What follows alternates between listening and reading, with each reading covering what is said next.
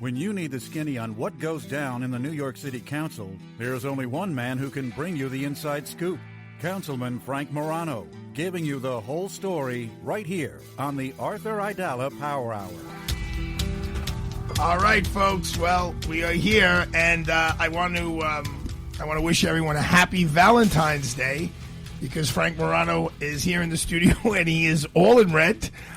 He's got a bright red shirt. He's got a bright red tie to match, and you're in a loving mood, obviously. My dry cleaner is on vacation, and I didn't have a chance to pick up Will this help you with some love? Oh, yeah, that's a very young Carmine William Morano. That's the magnet photo from his christening. And do you see the place of honor? I'm honored with all and my daughter. Very honored. Behind you, was that your grandfather? No, there's my dad and Luca, my dad and Arthur, me and Luca, and me and Ariana. I'm blown away. And Carmine. That's really very kind. Thank you. So, in other words, the red shirt was the way to go. You're going to go pay your respects to someone who lost their loved one, and you think walking in looking like this is respectful. I figured whatever I could do to lift their spirits, I owed it to them. All right. I mean, look, just for you, so you understand, it is Mary Ann Bertuna's birthday. I know that. Happy birthday, So we're going to have some photography going on, so I'll make sure she knows you got dressed up in loving colors in honor of her birthday. What are we doing for her birthday tonight? We had some weekend festivities. I heard you talking about that on Friday. Yeah, it sounded fun. It all went well, but today's her actual birthday. And this is what I went with. I said, I'll be done at 7. I'll do whatever you want. That may have fallen a little short, but there's one thing Morano and I are on the same wavelength on. It's coming up a little short sometimes. That's for sure. That's for sure. But we're doing the best we can. You know, it's so funny you say that, because I had to go to this event on Saturday, and it was a great event. But the person who invited me told me I would be there for 10 minutes, and I was there for an hour and 10 minutes. And I had to. They were still trying to clutch me to stay there. I said, "No, I'm sorry, I have to go. My wife's sick, and she's taking care of her 3.5-year-old." And they're still, "No, you have to stay for dinner." And I have to go. I have to go. I'm sorry. And then I just left after trying to say goodbye for 20 minutes. And then I get there. And get home. I get home. And you'd think there'd be some appreciation for the fact that I just forced myself out of this thing. And no, it was, boy, that was some 10 minutes. I should have known you were full of it when you said you were going to be only there 10 minutes. You can't win for losing. You can't win for losing. Since you mentioned that, what has taken place in your life since, I guess, February, when you really rolled up your sleeves to run full time? Well, yeah, January. Is that when you stopped doing the radio and you just went all in? No, well, I was doing the radio show up until 5 days before the election. Okay. Yeah. So, you were a mess. Yeah. You just sounded exhausted. I mean, yeah. you were remember, getting like 4 hours there of was sleep. One day, I think this was in February, where during the top of the hour news, which was my longest break, it was about 4.5, 5 minutes. You slept. I fell asleep. Yeah. I fell asleep, and I hear the music just ringing, and I was doing the show from home, and finally, they called me, and they realized I'd fallen asleep. I think I recovered decently that day. Yeah, I'm afraid to go back and listen to this thing. Well, do you listen to your old... Sometimes. You know what? I generally don't listen on my own, but when I was on, and Rachel would be playing the podcast, I would listen with a keen ear to how what I'm doing is being received by her, what she's laughing at, what she's saying, what she's angrily reacting at. That kind of thing. What has been the biggest change in your life now that you're no longer an overnight radio host and you're a daytime council member? Well, obviously your hours, right? And as part of that, I had no idea there was traffic driving into Manhattan. I'm so used to driving in at 10:30, 11 o'clock, and you just fly in. Apparently, if you come in when it's daylight, there's traffic. It takes time. On a more serious note, as crazy as your hours were, there was a part of me that admired the fact you got to spend a lot of time with your son. Yeah, I still really try to make that a priority. I get to see him every morning now. I generally try to take him to summer camp most days. And, I still definitely see him, I think, probably more than you get to see your boys, I think. Keep it up. Well, hey, you opened that Thanks, door. Mary. I know. I didn't ask. I did not ask to do a compare and contrast. No, you said part of me envied. That's what you said. That invites a comparison. Okay, but I mean, you would. You generally, when you were an overnight radio host, you would go to sleep around 6 in the morning, something like that. 6:30 show. Yeah, right, and then you would wake up around 1, 2 o'clock. Yeah, right. Generally. Right, and then you had a 1 and 2 year old kid at home that you got to hang out with until I left. That's usually true. Till he went to sleep. I would think he wasn't staying up till 10:30 at night. Not if things are going as they should. Right. But the other side of that is now if he wakes up in the middle of the night, when I was working, Rachel had to shoulder that burden single-handedly. So now if he wakes up, it wasn't necessarily a bad thing. Well, not for me. Right. Right, exactly. But right now if he's screaming or something at 10:30, 11 o'clock, I can try and go and soothe whatever is bothering him. And he probably has no interest in hanging out with you anyway. It's so funny that you say that because 2 days ago, this is exactly what happened. It was Friday night, and he's crying. I said, Carmen, what's the matter? Do you want to read a book? He doesn't even respond. I said, I'm trying to do a puppet show with his stuffed animals. Not even responding. The only audible words I could make out through his crying was mommy. Now, then I said, all right, let me just leave him alone because that'll send him the message that you can't just cry and get whatever you want in the middle of the night. Let me leave him alone. And then, of course, Rachel wakes up and she yells at me for being ill-suited to soothe whatever's bothering him. So you know how that goes. I bet. Done that. So I guess we should talk about some stuff besides whatever Carmine you want. and following Rachel. your lead. We could do the whole thing here. Oh, I'm going to ask you one more question before you go. Like, how much do you miss doing the overnight thing? I miss it a great deal. It's funny. I was just watching somebody just sent me on social media a complaint from a constituent who's supporting my opponent, and it says in word or substance, no, it says exactly, currently our New York City council member seems to feel he was elected to a part-time job, but now he's trying to get back on radio. He's a former talk show host. Recently, as a guest on a show, lamented about how much he misses being on the radio. But the truth is, Ann Leadis has it right. I do miss being on the radio. There's a lot of things that you miss, being able to call someone really interesting like an Arthur Aidala or a Jeffrey Lichtman or an Eric Siegel, a John Banzaf to discuss the finer points of the law.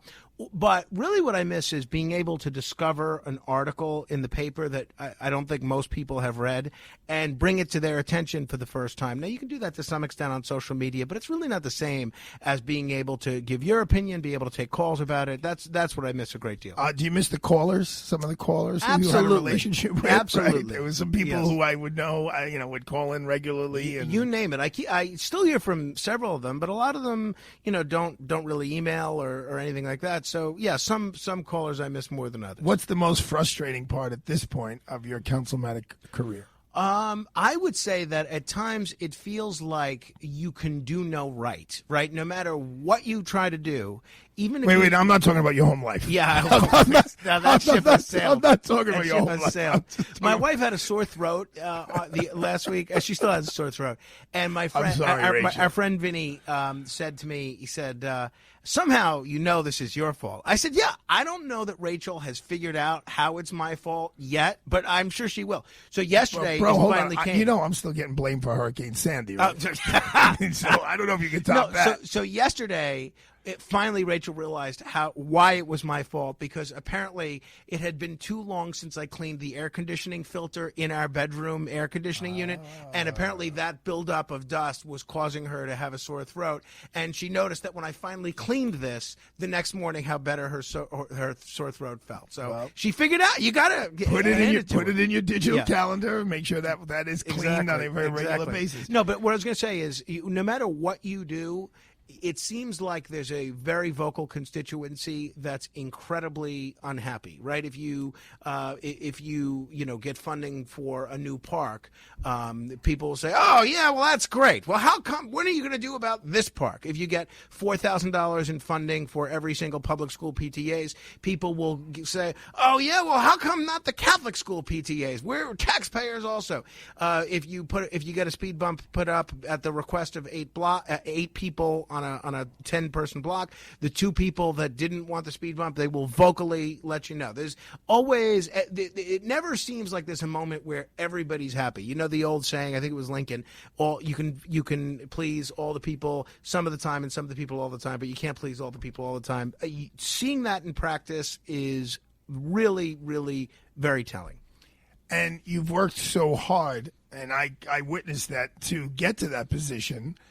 And you came from, and you could take the fifth on this one, but you came from a job, a career where you were pretty well liked, and your bosses liked you, and you got a lot of accolades. It was a lot of positivity. Sure. And now, you'd have a couple of callers who give you a hard time, but that was far and few between. And now you're going to somewhat of a thankful/thankless job. Is it a little confusing? Hey, well, I was on the radio, everybody loved me. I had one of the number ones play. I was nationally broadcast, and now I'm representing this little area in Staten Island, and people are giving me a hard time about the speed bump. Well, you know what it is? It's the people that you meet in both aspects, and you can appreciate this more than most, in both being on the radio and being a public official. People, total strangers, people that you've never met, feel total liberty to come up to you at any given time and tell you exactly what you're doing wrong. In both cases, loudly, and without any concern for, I'm sorry if I'm bothering you, sorry if you're in the middle of something. They'll loudly tell you exactly what you're doing wrong. In the case of a public official, I've noticed that whatever's wrong in the world is laid at your doorstep, and they want an answer for what are you doing Gaza, about X. Ukraine. That's on an easy day. Right. World hunger. How come there are no boat slips? I don't know. And then, people, every day somebody will throw something at you that you just have no answer for. I'm sorry, I have no idea what's going on. Now, before I let you go, because I know you're a man in demand, there is, right before you came on, I think you heard Scott Monroe was on. He's the president of the Detective Endowment Very Association. honored to have their endorsement. Well, so is Mayor Eric Adams. Mm-hmm. Now, I'm sure you perused the New York Times yesterday, and there was a very nice, I thought it was very, it's the most positive article I've seen about Curtis Sliwa in the New York Times that I could certainly as a candidate that I could ever remember. Right. Am I certainly incorrect? Since he's been shot. Yes. Am I incorrect about that? I think certainly as a candidate. They basically said he's got a shot. Yeah, no, I thought it was a very good article from his perspective. Yeah, and he didn't have the beret on. It was interesting. Did you see Bo Dietl's little comment at the end? Superman is identified in a certain way, and I do get Bo's point to some degree. In other words, Curtis is so identified with the red beret that when he takes it off, it's not as drastic as you wearing a red shirt with a red tie, but visually speaking. Look, but it is a little odd to see him without the beret. It is. Ultimately, right, Tucker Carlson got rid of his bow tie. Russ Salzberg got rid of his No, it's not sweater. the same, bro. It's just not the same. Curtis has had that beret on literally since '79, yeah, right? But I don't think he's going and he's always had it. I went to Saratoga with him. We're at the racetrack. It's hot. It's August, and he's wearing the beret. I've seen it. Yeah. I don't have, people are so polarized on that beret versus no beret issue. I don't have a strong position. No, I don't have a strong position, but I could see it being a polarizing issue. Yeah, so could I. No, I had no idea. But it seemed like Kathleen Wild, who is Catherine Wild, Catherine Wild, who she's a hitter in the world of the city of New York. For her to give a good quote, you're saying I was very impressed. Tell folks a little bit, because I know Curtis is your man. Absolutely. On a lot of levels, 100%. Not just politically speaking. He's your friend. Yeah, right. No, he's your friend. Yeah, he's been we've radio, been through the trenches been together a radio mentor. For 23 years, yeah. We ran the Reform Party together. Tell folks how different he is when he's not on the radio. So there are some people on the radio that are very similar to I would say you. Us. I would say you fit Both that category. In the case of Curtis, it's almost night and day. Unless he's speaking to to a large group, in which case he only ramps up his radio persona. But if you have him in a small group of 4, 5, 6 people, a dinner table or... Well, it was the first time I hung with him was in Saratoga with Paul Carlucci and Keith Abloh. And it was like 4 of us. And I'm like, who is this guy? No, he almost comes across as shy, certainly very quiet, and almost needs to be prompted to give his opinion on anything. But once he speaks with a command of facts. No, I don't the city think, of New York. I don't think there's a mayoral candidate really over the last 35 years that's had a greater command of more issues of consequence to New York City than Curtis. I have to be honest whether with you you agree with him or disagree. Well, with him. here's how sincere I'm being. I was with someone this weekend who's a radio junkie who says to me, Curtis never says anything nice about you, meaning me, Arthur Aidala. Take a number. But I will tell you this. I agree with what you just said. I don't think there's been a mayoral candidate. I don't know. Maybe Dinkins probably had an idea of what was going on in the city. So did Koch. But I don't think Rudy Giuliani had the command of city issues the way Curtis did. Bloomberg definitely didn't. De Blasio should have and didn't. And, Eric Adams, he's been around a while. Well, I think in all 3 of those guys, 4 that you mentioned, Adams, Dinkins, de Blasio, Rudy Giuliani, they had mastery of a lot of different things, but nobody had a mastery of everything. Like Curtis couldn't tell you... he could tell you about cases I had. That's what I'm saying, right? But he could also tell you the best place to get pizza in Queens, right? Neighborhoods. He can also tell you who has the best float in the Dominican Day Parade, right? He can also tell you which gangs hang out in which neighborhoods. Right. But the problem with Curtis is I think his executive functioning skills are not, that's not his strong suit. The way he's even managed his life. If we're going to be honest, how many times did he sleep in WABC studios throughout the years because his life was in personal turmoil? If we're going to talk about personal turmoil, then Andrew Cuomo takes the cake on this. No, one. He's never slept on a cot where he had to work. Come on. Curtis talks about on the radio all the time how broke he's been and all of that. Come on. You can't put them in the same paragraph. Andrew Cuomo's living in an $11,000 a month apartment right now. Right. Well, he just moved here from Westchester County. Oh, okay. Westchester County is not exactly a slum. I will take lifelong New Yorker Curtis Sliwa. Well, come on. Listen, you can say a lot of things about Andrew Cuomo. You can't say he's not a New Yorker. I Stop absolutely it. He can. Grew up in Queens. You have Eric Adams, who lived in Fort Lee until he moved into Gracie Mansion.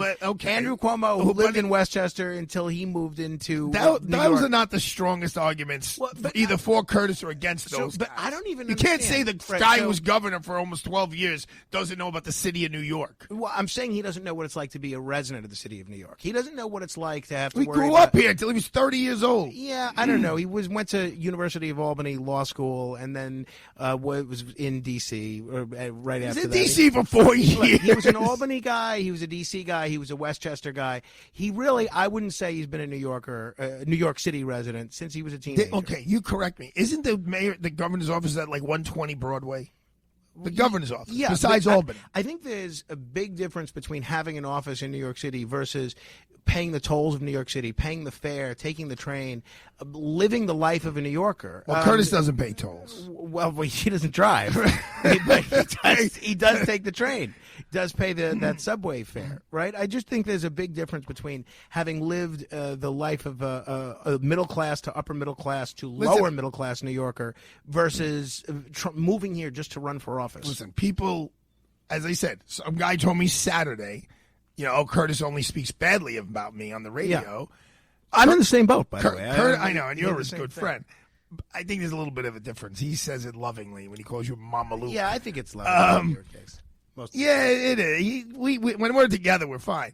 He's the first, I'll call him a celebrity, that I ever saw get on his knee and talk to like a guy who was clearly homeless on the street. That's what I'm saying. I mean, he has a way. I did it the other day, and I did it based on my experience with him. It was right on this corner, 44th and 6th, and there was a woman there who was probably in her late 20s. She didn't look that bent out of shape, but she was holding like a newborn.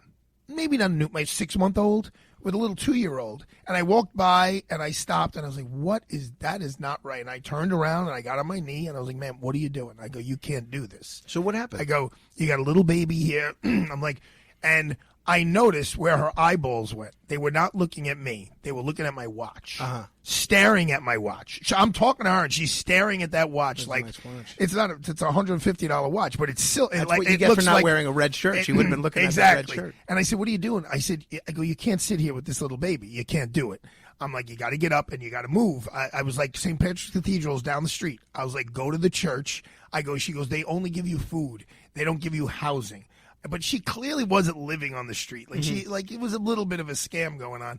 But the long-winded point is saying Curtis Sliwa was one of the few people I've ever seen, do that. I don't know, I was listening to a radio interview of Eric Adams, and while he was on the interview, you hear him tell his detail, "Hey man, there's a homeless dude over here. Call that in."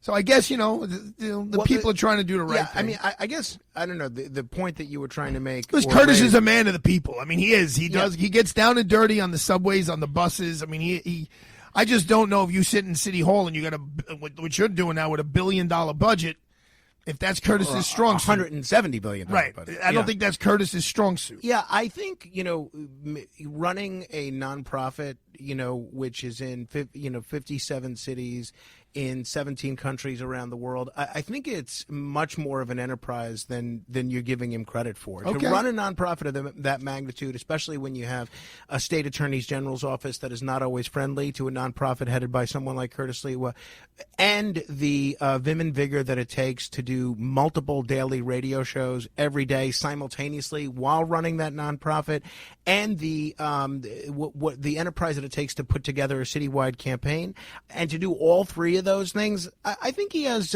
more ability to lead than you might give him credit for. That's what people are saying about Mondami. Look at the campaign the guy just ran. He I think mobilized that's fair. all these people. Look what he did this. I think he did that's that. fair. He beat a well-known person. 100%. If we're picking someone based on the kind of campaign that they ran, Mamdani wins hands down. Now, unfortunately, I think his beliefs are so far out of the mainstream. They're at least so far out of where I am that I couldn't vote for somebody that's that, in my view, radical. I don't think look, there's no job that prepares you to be mayor of New York City. If you look at the most experienced mayors that we've ever had in the last 50 years, it's probably Abe Beame, it's probably David Dinkins, it's probably Bill de Blasio. I don't think any of the three of them would exactly be pillars of what it means to be a great mayor. You could like them or dislike any of them on a personal level. There's nothing that prepares. Well, the two that stand out that you didn't mention are Giuliani and Bloomberg, and they were executives of major institutions. Right. One was the Department of Justice. The other one was, Bloomberg Enterprises. So, all right, we'll see, man. I mean, indeed, we will. I know you got to go. You're going to pay your respects. I'm going to. Councilmember Julie Menon's dad passed away, so I'm heading over to the Shiva now. She's a good friend. Long before either of us were in the city council, we go back a ways. Will you make mention of your wearing a bright red shirt to a call and just say this is fine? No disrespect. No doubt about it. No, I think she prefers it. And last question: what's with the earphones like half on, half off? Is that a radio trick that I don't know? That's what I always did. I mean, people have different styles, but I do it so I could hear the tone in the room and what's going on in the room. If the producer needs to say something or somebody else does, but also so that you don't lose hearing in both ears. Now, if you look at Curtis, Imus, Sid, Bob Grant, Rush Sid. Limbaugh, Joe Franklin, Sid, anybody that's in radio for a long time that wears headphones suffers severe hearing loss. I mean, in Rush's case, it wasn't due to headphone use, but I always try to alternate one ear at a time. Learn something new every day. Doesn't mean just because I'm doing it doesn't mean it's right. But. All right, folks, we had the privilege and the luxury not only of the president of the Detectives Endowment Association, but also the great councilman from the island of Staten, Frank Morano.